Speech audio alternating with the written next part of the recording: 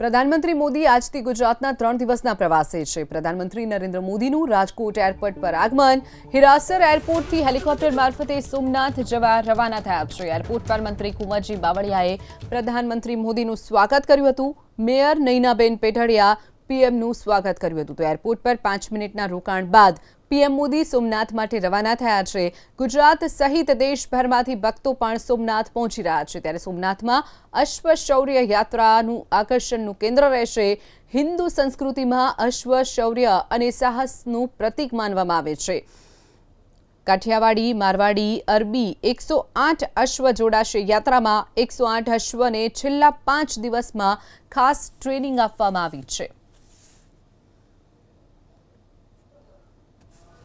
શૌર્યનું પ્રતીક એટલે અશ્વ સોમનાથમાં નીકળશે અશ્વ યાત્રા। પ્રધાનમંત્રી નરેન્દ્ર મોદી સોમનાથ ખાતે જે સ્વાભિમાન પર્વની જે ઉજવણી થઈ રહી છે, આવતીકાલે સૌથી આકર્ષણનું કેન્દ્ર હશે અશ્વયાત્રા। આ શૌર્ય અશ્વયાત્રાની અંદર 108 રાજ્યના અલગ અલગ જે જિલ્લાઓ છે ત્યાંથી 108 જેટલા અશ્વો અત્યારે જોઈ શકાય છે કે તૈયારીઓને આખરી ઓપ આપવામાં આવ્યો છે। આપણા જે કાઠિયાવાડી, મારવાડી અને અરબી જે અશ્વો છે તે અહીંયા રાખવામાં આવ્યા છે। દ્રશ્યો બતાવવાનો પ્રયાસ કરીશું। દેશના અલગ અલગ અશ્વો જે આ અશ્વ યાત્રા છે તેની અંદર ભાગ લેશે અને મોટી સંખ્યામાં જે મહાનુભાવો જોડાવાના છે, સંતો મહંતો જોડાવાના છે। સોમનાથ મહાદેવ છે, સોમનાથ મહાદેવ મંદિરથી આ અશ્વયાત્રા શૌર્ય અશ્વયાત્રા નીકળશે। 108 જેટલા અશ્વો જે શૌર્યનું પ્રતીક માનવામાં આવે છે તે આ અશ્વયાત્રામાં જોડાશે। અસવારો છે તે સફેદ જબ્બો, ભગવો સાફો અને રજવાડી પોશાકની અંદર સજ્જ રહેશે।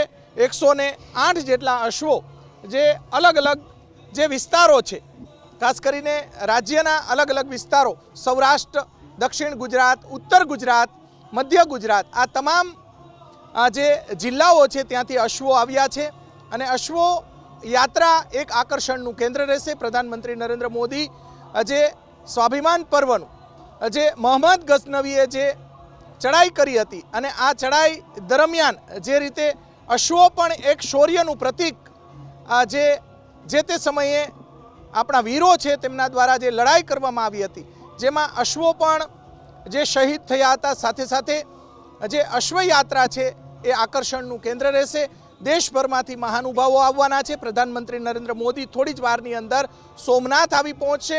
અનેકવિધ કાર્યક્રમોનું આયોજન છે, પરંતુ જે અશ્વયાત્રા અશ્વ શૌર્ય યાત્રા છે તે આકર્ષણનું કેન્દ્ર રહેશે। કેમેરામેન શુભ વાસિયાની સાથે પરાક્રમસિંહ જાડેજા, એબીપી અસ્મિતા, સોમનાથ। ભાઈ, શું કહેશો, ક્યાંથી આવ્યા છો અને અહીંયા કેવો માહોલ છે? અમે જુનાગઢ જિલ્લાના વંથલી તાલુકાના કોયલી ગામમાંથી આવ્યા છે। અમે આખી બસ ભરાઈને આવ્યા છે ખરેખર તો, અને એના માટે ખાસ કરીને મોદી સાહેબનો આભાર માનીએ છીએ। અને આવો માહોલ મારા જીવનમાં મેં ક્યારેય જોયો નથી, કારણ કે આવું આખું શણગાર છે એનો, અને એના માટે કાંઈ ઘટે ને એવું બધું શણગાર કર્યો છે। અને ખરેખર આના માટે એક સોમનાથ સ્વાભિમાન પર્વ, જે સોમનાથ મહાદેવને આપણે આજથી 1000 વર્ષ પહેલાં જે લૂંટી લીધું 16 વખત મોહમ્મદ ગઝનવીએ જે લૂંટ્યું હતું, બરાબર છે, અને એ પછી આપણી ભારતીય સંસ્કૃતિ, હિન્દુ સંસ્કૃતિ, સનાતન ધર્મ જે ટકવા માટે આપણે પ્રાણની બલિદાન જે આપ્યા, જો વીર હમીરસિંહ છે એવા ઘણા લોકોએ બલિદાન આપ્યું, ત્યારે આ મંદિર આપણું આવું થયું છે। પણ એના માટે સરદાર વલ્લભભાઈ ઘણી મહેનત કરી છે અને અત્યારે આપણા માનનીય વડાપ્રધાન શ્રી નરેન્દ્રભાઈ મોદી ખરેખર હિન્દુ માટે ભગવાન છે, કારણ કે ભારતના તમામ મંદિરોને પુનઃસ્થાપિત કરવાનું કામ નરેન્દ્રભાઈ મોદીએ કર્યું છે। અને સોમનાથ મહાદેવ કે જે ભારતનું પ્રથમ જ્યોતિર્લિંગ છે, કે જેની અંદર ખરેખર મહાદેવનો વાસ છે, અને આ કરોડો મંત્રોથી આ મંદિર જે બન્યું છે, એમાં નરેન્દ્રભાઈ મોદીની જે મહેનતથી જે સ્વાભિમાન પર્વ ઉજવી રહ્યા છે, એના માટે ખરેખર મોદી સાહેબનો દિલથી આભાર માનીએ છીએ કે આવા કાર્યક્રમ થકી હિન્દુ સંસ્કૃતિ આપણી ટકી છે અને ટકશે, અને ભવિષ્યની અંદર આવા કાર્યક્રમ કરવાથી આપણી સંસ્કૃતિ કાયમ અડીખમ રહે। ખૂબ સરસ ભાઈએ વાત કરી છે। બેન, તમે શું કહેવા માંગશો? અત્યારે તમે પણ અહીંયા પહોંચ્યા છો। ઓમ નમઃ શિવાય। આ ભોળાનાથ મંદિરમાં જે આ લોકોએ જે આ પર્વ ઉજવણી થાય છે એવી તો ક્યારે અત્યાર સુધીમાં અમે પણ ક્યારેય જોઈ નથી। અને જે પ્રમાણે કહેવાય છે કે સૌરાષ્ટ્ર શ્રી સોમનાથ શ્રી રે મલ્લિકાર્જુનમ, જે પહેલું નામ સૌરાષ્ટ્રનું જે આપણું પ્રથમ જ્યોતિર્લિંગ છે, એના માટે તો આપણે શું કહેવું, આ પર્વને ઉજવણીમાં આવું શણગાર, આવી પબ્લિક અને આવું વસ્તુ અમે ક્યારેય જોઈ જ નથી। અને જે આ મોદી સાહેબે જે આ યોજના, જે આ વસ્તુ કરી છે, એના માટે ખૂબ ખૂબ આભાર છે એનો।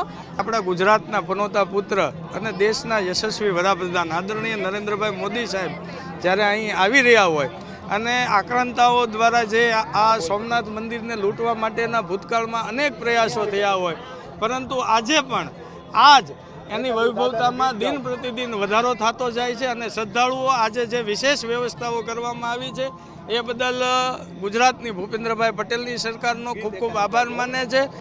ઓમ તત્પુરુષાય વિદ્મહે મહાદેવાય ધીમહિ તન્નો રુદ્રઃ પ્રચોદયાત. ચોક્કસ. હા બેટા બોલો. મને હું પોરબંદરથી આવ્યો છું. આજે દર્શન કરીને મને ખૂબ જ આનંદ આવ્યો છે. મોટા મોટા પાયડા ભગવાન આયરે હા, પાડ્યા. એમ કેવી મજા આવી? ખૂબ જ મજા આવી. આવું તો ક્યારેય જોવા નહીં મળ્યું હોય પહેલા. નહીં, પેલા ક્યારેય નહીં. બરોબર. મોદીજીના દર્શન કરવા મળશે અમને તો. એમ બરોબર. ભગવાનના દર્શન ત્યાં હા, મોદીજીના હતા.